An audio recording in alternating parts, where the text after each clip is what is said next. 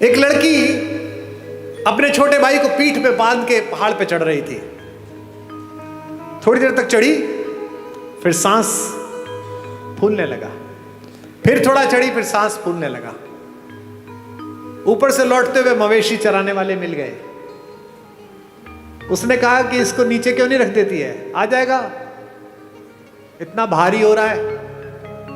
इस लड़के ने कहा, भारी? ये वजन नहीं है, ये मेरा भाई है।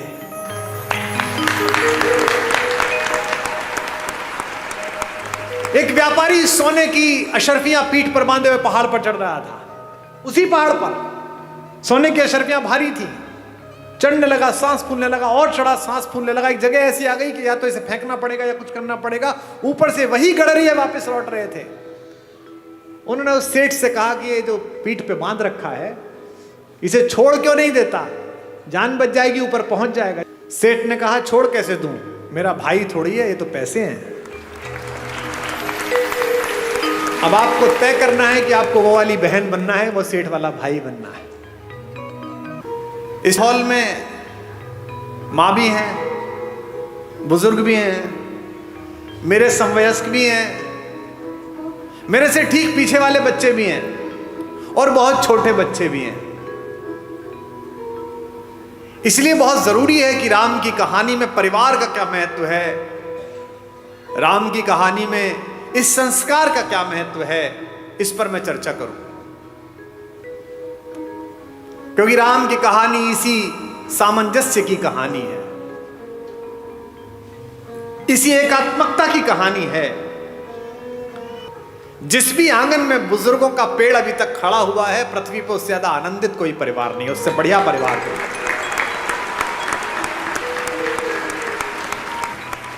और परिवार को यह जानना जरूर है कि ये परिवार बचेंगे कैसे। परिवार में काम करने वाले लोग, साथ में व्यापार करने वाले लोग, गाड़ी चलाने वाला ड्राइवर, आपका माली, आपका मैनेजर, आपका कैशियर, इन पर भी लगाम रखनी है।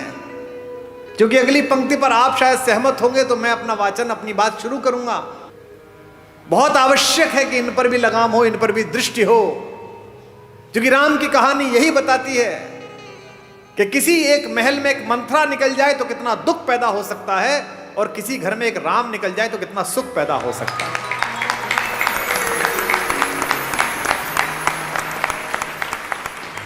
दशरथ ने राम से यह तक कहा कि तेरी ये छोटी मां मुझसे गलत काम करा रही है बेटे, और तू इस समय सेनापति है, सारी सेनाओं का कंट्रोल तेरे हाथ में है, तू मुझे गिरफ्तार कर ले और मुझे जेल में डाल दे, तो मेरा वचन भंग भी नहीं हुआ और तेरा राज्याभिषेक भी हो गया।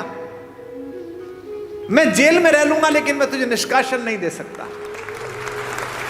लक्ष्मण कहते हैं राम से कि ये तीर, ये धनुष कंधे पे लटकाए घूमते हो, घर में अत्याचार हो रहा है, अनाचार हो रहा है, चुप बैठे हुए हो। कह रहे वलकल्ला, वनवास जाऊंगा, मैंने कैसे भाई की पूजा की, कैसे नायक हो। जब तुम कहते हो मेरे बड़े भैया कि मैं अत्याचार सहन नहीं करूंगा, तो अत्याचार तो यही हो रहा है घर में, तो तीर उठाते क्यों नहीं हो। तो राम ने कितनी अद्भुत बात कही।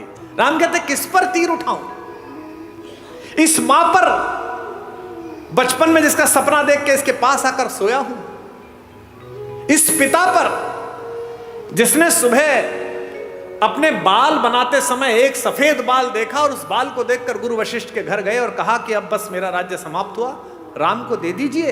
या इस भरत पर, पाप भी जिसकी सोच की सीमा के बाहर खड़ा होकर प्रणाम करता है कि यहां नहीं जा सकता। किस पर तीर चलाने के लिए बोलता है, बता। राम कहते हैं कि बता मुझे, मैं किसको मारकर पातक लूं, इन तीनों में से किसे मार दूं।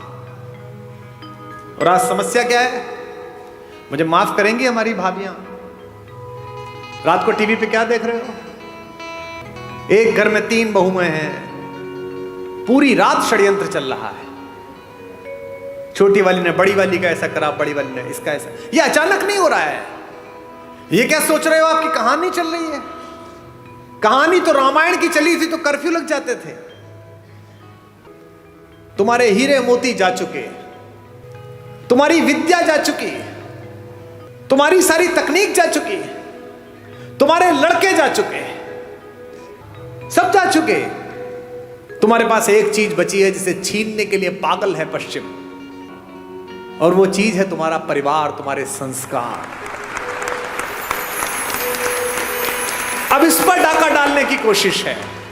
कोई सीरीज देख लो, उसके 40 मिनट में एक बलात्कार होगा, एक हत्या होगी, एक संस्कृति और कला के ऊपर, भारतीय दर्शन के ऊपर गंदी गंदी गालियां होंगी।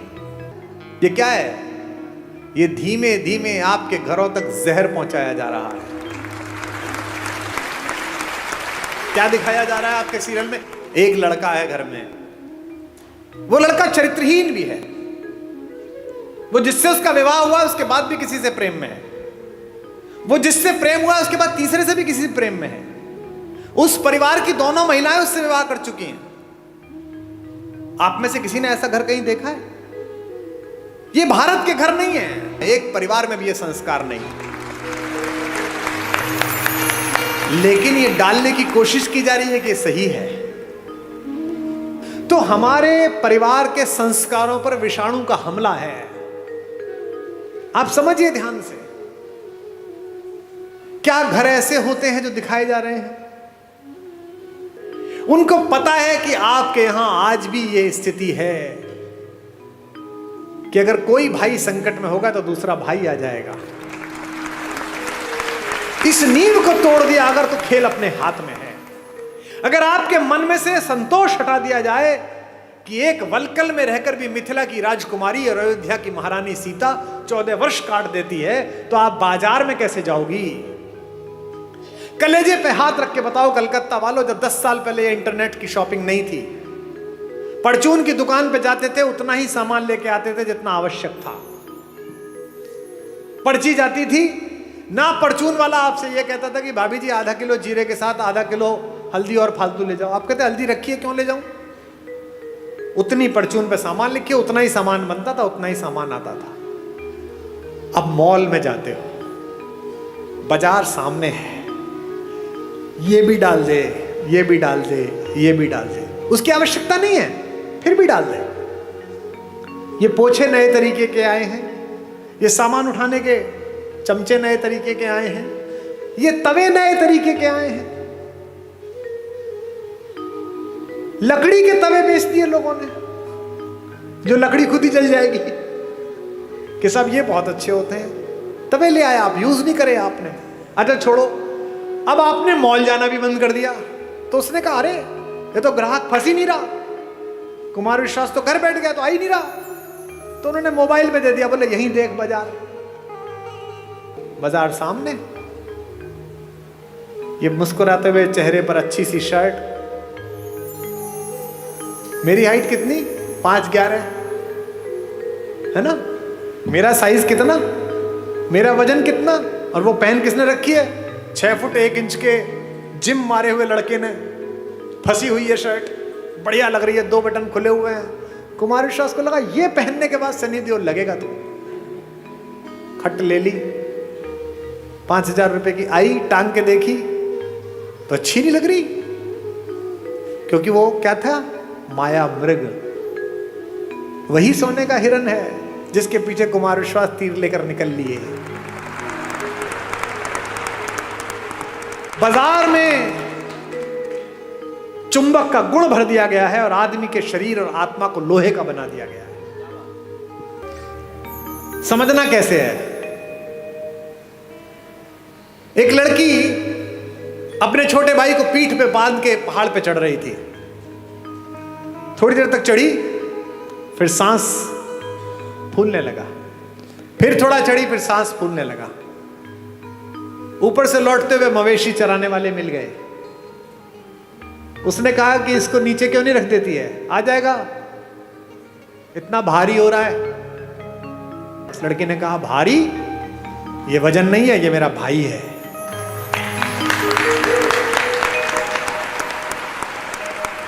एक व्यापारी सोने की अशर्फियां पीठ पर बांधे हुए पहाड़ पर चढ़ रहा था। उसी पहाड़ पर सोने की अशर्फियां भारी थी, चढ़ने लगा, सांस फूलने लगा, और चढ़ा, सांस फूलने लगा। एक जगह ऐसी आ गई कि या तो इसे फेंकना पड़ेगा या कुछ करना पड़ेगा। ऊपर से वही गडरिया वापस लौट रहे थे। उन्होंने उस सेठ से कहा कि ये जो पीठ पे बांध रखा है इसे छोड़ क्यों नहीं देता, जान बच जाएगी, ऊपर पहुंच जाएगा। सेठ ने कहा छोड़ कैसे दूं, मेरा भाई थोड़ी है, ये तो पैसे हैं। अब आपको तय करना है कि आपको वो वाली बहन बनना है, वो सेठ वाला भाई बनना है। एक राम है जो जंगल में घूमते हुए सुग्रीव को भी भाई बना लेते हैं, हनुमान को भी कहते हैं तुम मोहि प्रिय ही भरत सम भाई। और एक रावण है जो अपने सगे भाई विभीषण को भी लात मार के बाहर भगा देता है। इस कहानी में केवल यही सीखते चलना, इसके पास क्या था, इसके पास क्या था, अपनी तुलना करना, फिर देखना रावण की तरफ खड़े हो कि राम की तरफ खड़े हो। और कितने भी बुद्धिमान हो, कितने भी अकलमंद हो, रावण से अकलमंद नहीं हो सकते। उसके 10 सिर थे। 10 सिर का मतलब सिर लगे हुए नहीं थे, 10 लोगों के बराबर की आईक्यू थी। आपके घरों में कई बहुएं होती है ना जिनके बारे में सास कहती हैं कि इसके 4 हाथ हैं, इधर चाय रखती है, इधर सब्जी काटती है, इधर ये करती है। और कई बहुएं ऐसी होती है 2 हाथ होने के बाद भी एक भी नहीं होता। अलग अलग तरह की होती हैं। 4 हाथ का मतलब 4 हाथ थोड़ी है, 4 हाथ का मतलब खटाखट काम करती है, ऐसी बहू होती है। तो रावण के 10 सिर ऐसे नहीं थे कि लगे हुए थे जो उन्होंने रामलीला में दिखा दिए। रावण के पास 10 लोगों की आईक्यू थी। वो पुलस्त मुनि का नाती था, संस्कृत का और आयुर्वेद का और विमान शास्त्र का और रसायन विज्ञान का अद्भुत विद्यार्थी था। भगवान शंकर जिसके गुरु हों, जिसने शिव तांडव स्तोत्र जैसी बड़ी रचना को लिखा हो, वो उसको घर में घुस के एक तपस्वी ने मार दिया। क्यों? क्योंकि प्रवृत्ति की बात थी, प्राप्त और पर्याप्त के बीच का अंतर था। राम को त्रैलोक्य में सौंदर्य के पहले 5-10 नाम में आने वाली रावण की अनित्य सुंदरी बहन सूपनखा प्रस्ताव देती है कि जंगल है, कौन देखेगा, मुझसे प्रेम कर ले, विवाह कर ले। और ये तो वैसे भी बिना मां बाप के तेरे साथ आई है, तो सब निभा लेगी। राम कहते हैं माता मेरा विवाह हो चुका। लक्ष्मण से कहती है, लक्ष्मण भी यही करते हैं। गुस्से में सीता को हानि पहुंचाने की कोशिश करती है और ऐसे में अस्त्र उठता है और उसकी नाक पर चोट लग जाती है, जो रावण के गुस्से का कारण बनी है।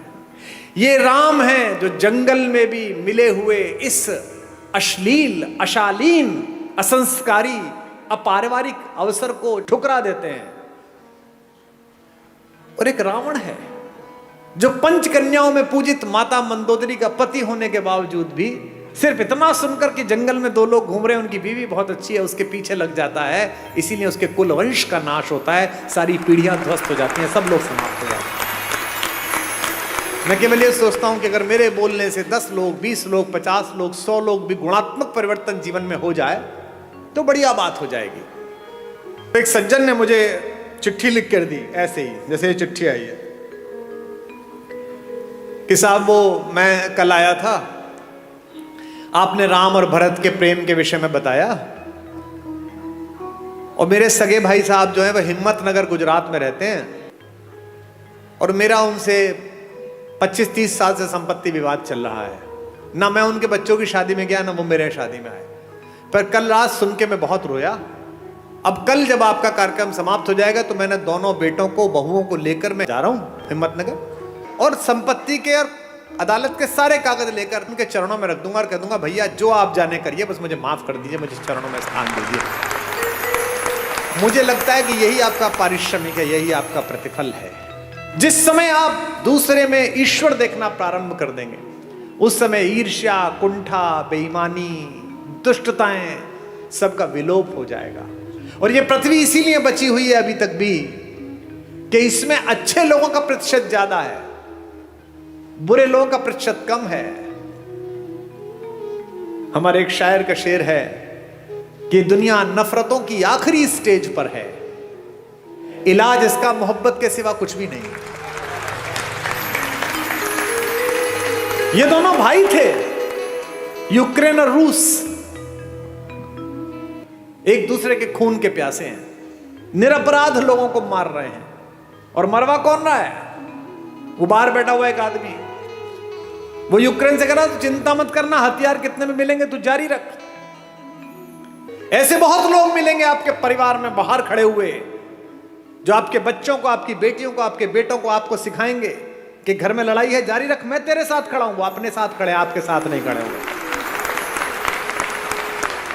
जो भी व्यक्ति ऐसी बात करता मिले कि चिंता मत करना, मैं तेरे साथ खड़ा हूं, अपने भाई के खिलाफ हो जा, बहन के खिलाफ हो जा, मां के खिलाफ हो जा, समझना कि वो आपके साथ नहीं खड़ा है। तो ध्यान रखना, आपकी पारिवारिक शांति में तब तक सफलता बनी हुई है जब तक बाहर खड़ा हुआ एक आदमी जो आपको बहकाता है, आप उसकी चपेट में नहीं आ रहे।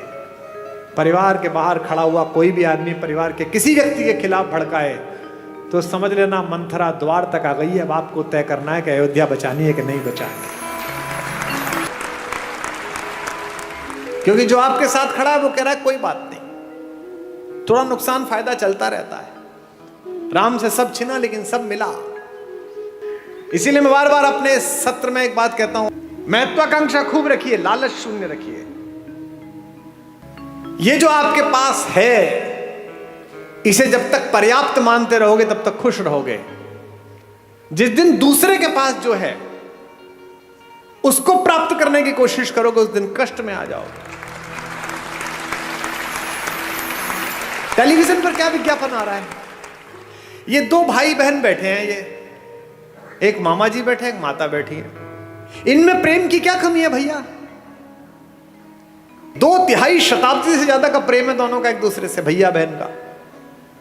हमको क्या सिखाया जा रहा है? रक्षाबंधन से 5 दिन पहले एक डायमंड की कंपनी आती है, वो कहती है इस रक्षाबंधन बहन को ये हीरा दे दो। हमको क्या सिखाया जा रहा है करवा चौथ पर? ये डायमंड दे दो। यहां तक कि घर में हम कौन सा कुकर खरीदे इस पर भी प्रेम।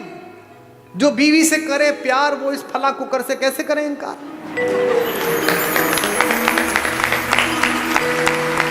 यानी जिनके घर में वो कुकर नहीं आता वो अपनी पत्नी से प्रेम नहीं करते। मेरे घर में शुरू में कुकर नहीं था तो मेरे पिता ने मेरी मां से प्रेम नहीं किया। कैसी मूर्खतापूर्ण बात है।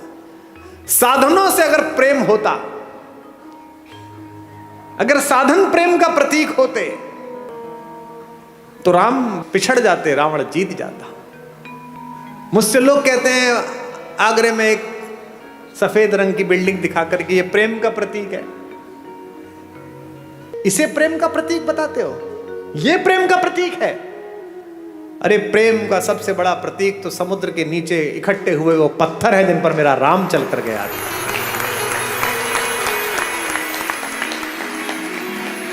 राम ने कहा है ऐसी की तैसी इस पर्वत की, ऐसी की तैसी समुद्र की।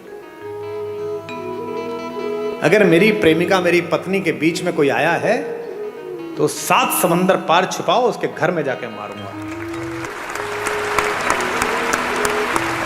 ये प्रेम है, इसे प्यार कहते हैं। प्रेम साधन पर कैसे निर्भर हो गया? महिलाएं एक दूसरे से पूछती हैं इस बार करवा चौथ पे क्या दिलाया, इस बार एनिवर्सरी पे क्या दिलाया? नहीं, उपहार देने चाहिए, लेने चाहिए, अच्छी बात है, पर इससे प्रेम कैसे जस्टिफाई हो रहा है?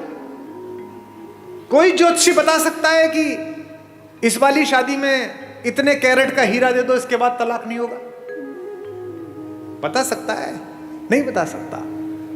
लेकिन अगर माओ ने बेटियों में संस्कार डाले हों कि जिस घर जा रही हो उस घर में जो मां है वो भी मां ही है, अगर पिताओं ने पुत्रों में संस्कार डाले हों कि जिसकी बेटी इस घर में आ रही है उसका उतना ही अधिकार है जितना तेरा इस घर पर अधिकार है, तो हीरे की जरूरत ही नहीं है, घर ही अयोध्या बन जाएगा।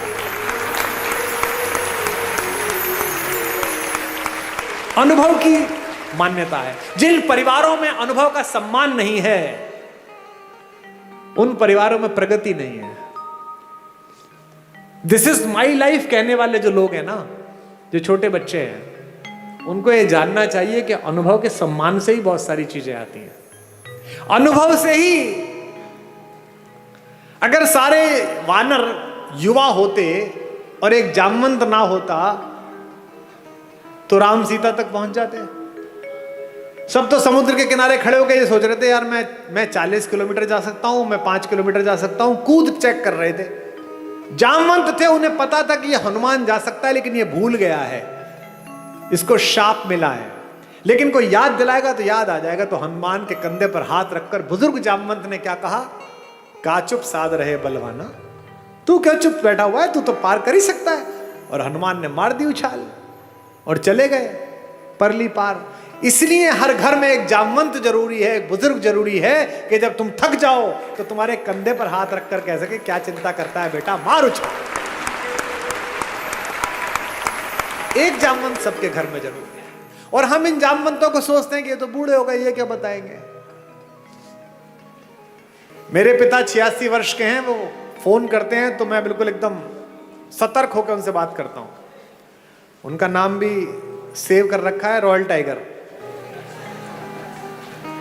तुरंत डर के फोन उठाते हैं। मेरी बेटियां हंसती हैं कि बोलो, बहुत बड़े ज्ञानी बनते हो, किसी को कुछ भी समझते नहीं हो। अब देखो, मैं जानता हूं 87 वर्ष का एक बुजुर्ग आदमी मेरा कुछ नहीं बिगाड़ सकता अगर मैं अभद्रता करूं, वो भी जानते हैं। लेकिन मैं उनके आदर के अतिरिक्त मेरा लोभ ये भी है कि मेरी बेटियां ये सीख जाएं, ताकि मैं जब 87 वर्ष का हूं तो मेरी बात को वो गंभीरता से सुने कि बाप का फोन आया। यदि चाहते हो कि तुम्हारा बेटा तुम्हारा आदर करे तो अपने पिता का आदर करना शुरू कर दो।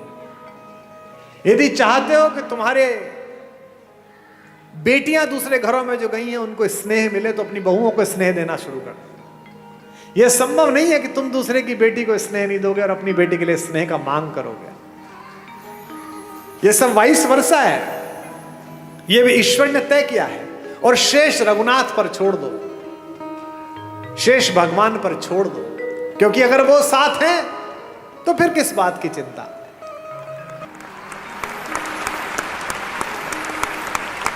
जब विश्वामित्र लेकर गए जनकपुरी में तो धनुष तोड़ दिया। धनुष तोड़ने के बाद जनक ने कहा कि विवाह कर लो। तो राम ने कहा कि विवाह नहीं कर पाऊंगा। बोले क्यों? बोले पिता से आज्ञा ही नहीं ली। तो विश्वामित्र ने कहा कि तुम्हारे खानदान में तो 3-4 शादियां होती हैं, एक शादी यहां कर लो, अगली शादी पिताजी के कहने से कर लेना। इस परिवार में राम पहले व्यक्ति है, इसीलिए मर्यादा पुरुषोत्तम है। उन्होंने ये मर्यादा दी। और उन्होंने कहा अपने भाई से, लक्ष्मण से, रात्रि में कि लक्ष्मण, मैं विवाह करूंगा तो एक करूंगा, क्योंकि मैं तो था नहीं। लेकिन एक क्षत्र इस अंतःपुर पर, इस रनिवास पर राज करती हुई मेरी मां कौशल्या के सामने जब दूसरी मां आई होंगी तो निश्चित रूप से मां को थोड़ा कष्ट तो हुआ होगा। और इन दोनों माओं के सम्मुख जब तीसरी मां आई होगी तो इन दोनों माओं को कष्ट हुआ होगा। तो आज के बाद से मैं मर्यादा स्थापित करूंगा कि विवाह करूंगा तो एक करूंगा। लक्ष्मण कहते हैं अपना धनुष उनके चरणों में रखकर कि भैया अगर आप ये मर्यादा पालन करते हैं तो मैं भी आज एक प्रण लेता हूं कि चाहे कुछ हो जाए मैं आपके चरणों को छोड़कर कहीं नहीं जाऊंगा, मैं आपकी परछाई की तरह आपके पीछे पीछे चलूंगा। उर्मिला हैं जो पति के साथ नहीं गई हैं, रह गई हैं। मांडवी हैं, रात में जिस दिन भरत लौट आए हैं, पूरा घर लौट के थक के सो रहा है, कौशल्या को नींद नहीं आ रही, क्योंकि जिस बेटे से इतना प्यार करती हैं उसे जंगल में देखकर लौटी है। और जंगल में भी कैसा देखा है, पैर में इतनी इतनी बड़ी बिवाई हैं, जिन केशों से कंधा ढका रहता था, जो जुल्फें उड़ती रहती थी, वो केश लटिया गए हैं। उस जटा को बांध के जूड़ा बना लिया है राम ने। पूरा शरीर टैन हो गया है, जल गया है, चेहरे पर तेजस्विता है, लेकिन क्या है, 24 घंटे कंधे पर धनुष रखना पड़ता है लक्ष्मण को और राम को, तो यहां मूंज के निशान पड़ गए हैं राम के कंधे पर। बेटे को इस सांसारिक कष्ट में देखकर बेचैन है कौशल्या, सो नहीं पा रही हैं, क्योंकि माएं ही हैं जो एक कष्ट पहचान लेती हैं। गूगल आर्टिफिशियल इंटेलिजेंस बना रहा है, आईफोन आजकल आपकी बात समझ लेता है। एक चीज पसंद कर दो, कोई साड़ी, कोई टेबल, कोई फोन, 71 विज्ञापन आ जाते हैं। किसी शहर में कमरा ढूंढ लो, 50 विज्ञापन आ जाते हैं। किसी दोस्त को लिख के भेज दो कि okay I am coming, just prepare a wonderful coffee, तो जिस शहर में उतरो कॉफी का ऐड आ जाता है कि बगल में है, पी ले जाके। इसे आर्टिफिशियल इंटेलिजेंस कहते हैं। दुनिया का सबसे बड़ा आर्टिफिशियल इंटेलिजेंस मां में बनाया गया है। आप खाना खाने बैठते हैं, आप कुछ बोलते नहीं हैं, पहला कौर अंदर जाता है मुंह में, और मां नमक की शीशी आगे कर देती है देख के कि नमक शायद कम पड़ा है, इसे पसंद नहीं है। इसे आर्टिफिशियल इंटेलिजेंस। तो कौशल्या जगी हुई है। कौशल्या देखती है कि ऊपर रनिवास में कोई लड़की घूम रही है। कहती कौन है इस समय जो हमारे एनक्रोचमेंट में हमारी जगह पर घूम रही है? दासी तो हो नहीं सकती। ऊपर जाती है तो देखती है मांडवी घूम रही है, भरत की पत्नी। मांडवी पैर छूती है, मां आप सोई नहीं? तो कहती है बेटा नींद नहीं आई। तू क्यों जागी हुई है? भरत के पास जा। मांडवी कहती है कि मां शायद आपको पता नहीं, आप कक्ष में थी, वो तो यहां नहीं है। कहां गया? उन्होंने कहा कि जब तक राम जंगल में रहेंगे मैं राजधानी में नहीं रहूंगा। मैं अयोध्या के ठीक बाहर नंदीग्राम में कुटिया बना के रहूंगा।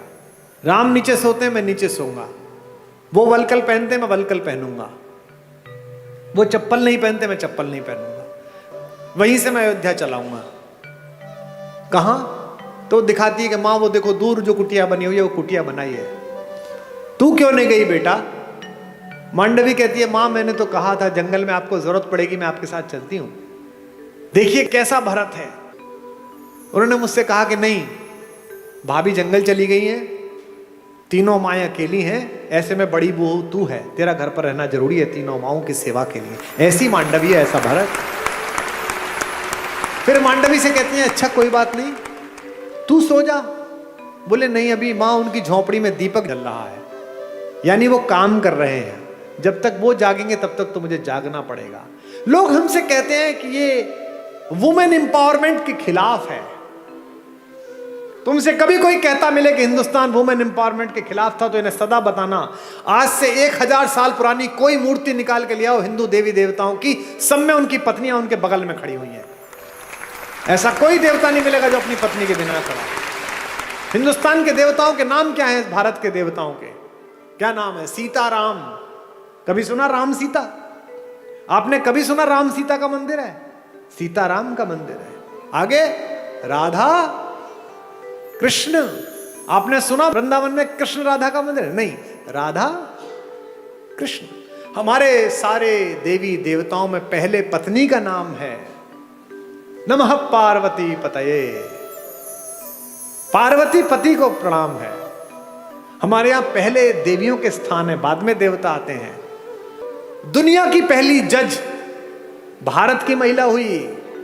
जब आद्य शंकराचार्य ने आचार्य मंडन मिश्र के साथ शास्त्रार्थ किया तो यह तय हुआ कि एक जज बिठाया जाए। जज कौन बैठे? तो मंडन मिश्र की पत्नी देवी भारती बैठी, जो कहते हैं वुमेन एम्पावरमेंट।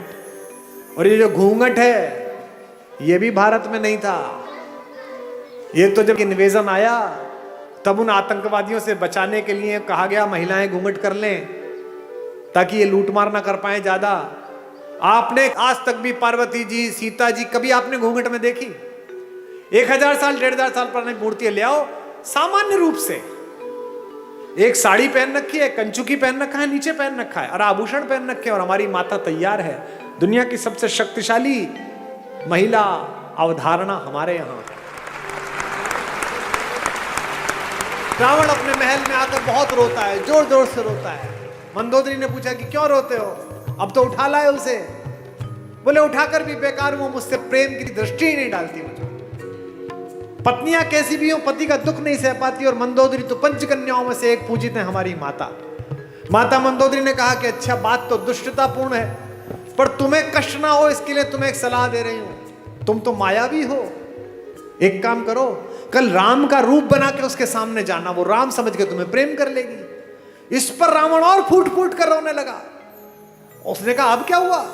बोले ये प्रयास 4-5 बार कर चुका हूं, पर जैसे ही राम का रूप धारण करता हूं मुझे तुम्हारे अतिरिक्त दुनिया की प्रत्येक स्त्री अपनी बहन दिखाई देने लगती है, अपनी मां दिखाई देती है। तो राम कैसे नजर आते हैं अगर आपकी दृष्टि में उतरते हैं?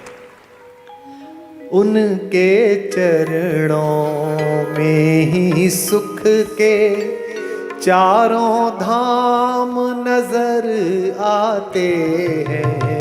उनके चरणों में ही सुख के चारों धाम नजर आते हैं। भावनाओं के और भक्ति के सब आयाम नजर आते हैं। भावनाओं के और भक्ति के सब आयाम नजर आते हैं। मन के चित्रकूट से लेकर आशाओं की अवधपुरी तक, मन के चित्रकूट से लेकर आशाओं की अवधपुरी तक, जिधर नजर जाती है मुझको, जिधर नजर जाती है मुझको, केवल राम नजर आते हैं। जिधर नजर जाती है मुझको, केवल राम नजर आते हैं। तुझ में राम नजर आते हैं, तुझ में राम नजर आते हैं। तुझ में राम नजर आते हैं, तुझ में राम नजर आते हैं। अच्छा, ये बच्चियां बैठी हैं, इनकी जब शादी होती है तो एंगेजमेंट रिंग कितनी महंगी बनती है। सीता की एंगेजमेंट रिंग कितनी महंगी होगी, लेकिन जब केवट के सामने भगवान राम बिना पैसे के खड़े हो गए कि उतराई देने के लिए कुछ नहीं है, और केवट ने कहा ऐसे तो जाने नहीं दूंगा, पैसे दो, उतराई तो देनी पड़ेगी। तो पति का अपमान ना हो जाए, पति यहां संकट में ना लगे, सीता ने चुपचाप अपनी अंगूठी उतारी और राम के हाथ में दे दी कि ये दे दो। गोस्वामी जी ने लिखा, पियसिय की ही जानन हारी, मुदित मगन मणि मुद्री उतारी। मणि उतार कर दे दी। ये सीता है, ये सीता सिखाई गई थी, ये सीता घर घर में सिखाई गई थी। इसीलिए हमारी माएं, हमारी नानियां, हमारी दादियां कम में काम चला लेती थी। आज क्या हो गया, कम हो गया तो झगड़ा हो गया। पति की नौकरी 4 साल नहीं लगी तो तलाक हो गया, पत्नी की नौकरी छूट गई तो झगड़ा हो गया। इसका मतलब क्या है, सुख साधन पर केंद्रित कर दिया। और यहां बैठे हुए धनी लोगों, सुख साधन में है ही नहीं। तुम्हारे ऑफिस में जो 15,000 रुपए में बाहर खड़े होकर सफाई करता है लड़का, जो तुम्हारी गाड़ी पर पोछा मारता है, किसी दिन कलकत्ता में आसमान में हल्की बारिश होती है, साइकिल से वापस जाता हुआ बाजार से पाव भर बेसन खरीदता है, पाव भर प्याज खरीदता है, आलू खरीदता है, एक छोटी सी बोतल में 200 मिलीलीटर तेल सरसों का लेता है और पत्नी से कहता है मौसम बहुत अच्छा रहा, पकौड़े बना ले। वो स्टोव पे पकौड़े बनाती है, दोनों बाहर बैठकर खाते हैं और शाम को सोते हुए कहता है यार क्या शाम बीती है, भगवान का धन्यवाद, क्या अच्छा मौसम है, क्या बढ़िया हो। और तुम पेरिस जाकर भी सुखी नहीं हो, तुम लंदन की ऑक्सफोर्ड स्ट्रीट पे शॉपिंग करते हुए खुश नहीं हो, क्योंकि तुम डेपुटेशन पे दुख को भेज रहे हो। दुख हो गया है थोड़ी मार्केटिंग कर लूं शायद कम हो जाएगा, दुख हो गया है थोड़ा मेकअप करके एक सेल्फी ले लूं शायद कम हो जाएगा। ये जो फेसबुक पर, ट्विटर पर, इंस्टाग्राम पर बहुत हंसते मुस्कुराते चेहरे हैं, इनमें से अधिकांश की जड़ें खोखली हैं। इसीलिए ये आत्महत्या करते हैं, इसीलिए ड्रग्स में गए हैं, इसीलिए शराब में गए हैं। ये राम की कहानी आपकी जड़ों की आत्मा में यूरिया का काम करती है, आध्यात्मिकता का। ये आपको मजबूत करती है, एक भाई की तरह, एक पति की तरह, एक पुत्र की तरह, एक नागरिक की तरह। भाई भाई के संबंध, भाई बहन के संबंध। अब 2 बहनें हैं इसमें, इस कहानी में। भाई बहन का संबंध ठीक ना हो तो गड़बड़ हो सकती है। एक बहन है शूर्पणखा, जिसको अपने बदले की चिंता है, भाई के नाश हो जाने की चिंता नहीं है। मेरा बदला पूरा हो जाए बस। वो ये नहीं कहती कि मेरा अपमान किया, वो ये नहीं कहती कि मैंने नीचतापूर्ण व्यवहार किया, वो कहती है कि मैंने बताया मैं तुम्हारी बहन हूं, इसके बाद मेरा अपमान कर दिया। और उसकी तो बीवी बहुत सुंदर है, वो जंगल में क्या कर रही है, वो तो भैया आपके पास होनी चाहिए। ऐसी बहन देखी है कोई जो अपनी भाभी के रहते बाहर की किसी औरत का वर्णन करे कि इससे अपना लो? इसका मतलब वो बहन ही दुष्ट है, उसने अपने भाई का नाश करा दिया। एक सीता है, सीता का भी एक भाई है, आपको पता है? जब अशोक वाटिका में माता बैठी हुई है तो रावण आता है उनसे मिलने, रोज आता है, कहता है मेरा प्रणय प्रस्ताव स्वीकार कर ले। क्या उस तपस्वी के पीछे पड़ी रहेगी, वो तो जंगली है, मैं मार दूंगा उसे, खत्म हो जाएगा, वो कुछ नहीं कर पाएगा, तुझे ले नहीं जाएगा। माता पूरी सात्विकता के साथ बैठी है। एक दिन कहता है कि देख मेरी बात मान ले, अन्यथा मैं बलपूर्वक तुझे उठा लूंगा यहां से। तो वो जिस चटाई पर बैठी हैं उस चटाई का एक तिनका तोड़ती हैं और तिनका तोड़कर अपने रावण के बीच रख देती हैं और कहती हैं कि तू कैसी मूर्खतापूर्ण बात करता है रे, कि तू मुझे छू लेगा? ये तिनका रखा है, इसे पार करके दिखा दे, तेरे में औकात है तो। एक वैज्ञानिक सोच वाली युवती ने मुझसे पूछा कि क्या कुमार विश्वास जी, आप भी कैसी पोंगा पंडितों वाली मूर्खतापूर्ण बातों की समर्थन करते हो? जो कैलाश पर्वत को उठा लेता हो तो तिनका नहीं उठा पाएगा। ऐसा क्या सीता में मनोबल आ गया तिनके को देख? अब मैं जो बात कह रहा हूं उसको बहनें सुने। एक लड़की अपने पति के साथ भी इतना सुरक्षित अनुभव नहीं करती इतना भाई के साथ करती है। क्यों? सीता भूमि से पैदा हुई है, सीता का नाम है भूमिजा, और तिनका भूमि से पैदा हुआ है। संस्कृत में उसे कहते हैं भूमिज। वो तिनका नहीं है, वो सीता का भाई है। सीता कहती है मेरे इस भाई से निपट ले, पति से तो बाद में निपटना, वो तो बाद में आ जाएगा, पहले इस भाई से निपट।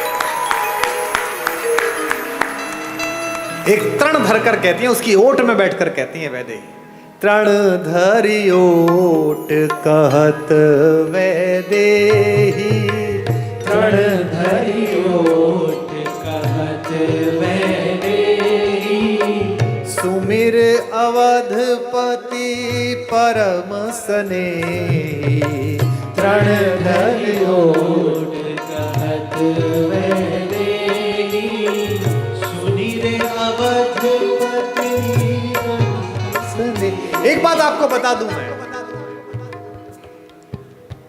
जिस दिन आपको अपने पिता की बेटी से अपनी बेटी ज्यादा अच्छी लगने लगे, उस दिन समझ लेना कि अमंगल की तीर्थ यात्रा प्रारंभ हो गई है। क्योंकि पहला संबंध तो पृथ्वी पर आपका उसी से है जो एक कोख से पैदा हुआ है। ये जो भैया दूज पर और राखी पर बहनें राखी बांधने आती हैं, हम क्या समझते हैं कि ये एक त्योहार मनाने आती है? नहीं, ये उस भाई में अपने माता पिता का मंगल ढूंढती हैं। ये जानती है कि मेरा भाई ठीक रहा तो मेरे माँ बाप का बुढ़ापा ठीक कटेगा, ये समृद्ध रहा, ये शक्तिशाली रहा तो अच्छा हो जाएगा, और उसी के आशीर्वाद से तुम्हारा स्वास्थ्य चलता है। इसीलिए उस तिनके की ओट पर बैठी हुई सीता जानती है कि जब तक ये तिनका है, जब तक ये मेरा भाई है, चाहे कैसा भी हो, तिनके से ज्यादा गरीब बेचारा कौन होगा? तिनका तो बहुत ही गरीब भाई है, लेकिन फिर भी वो जानते हैं कि ये रक्षा करेगा। इसलिए इस पूरे पारिवारिक प्रतिष्ठान में, राम कथा में एक एक प्रतीक शास्त्र ऐसा है जो आपको आपके पारिवारिक मूल्यों के साथ जिंदा रख सकता है।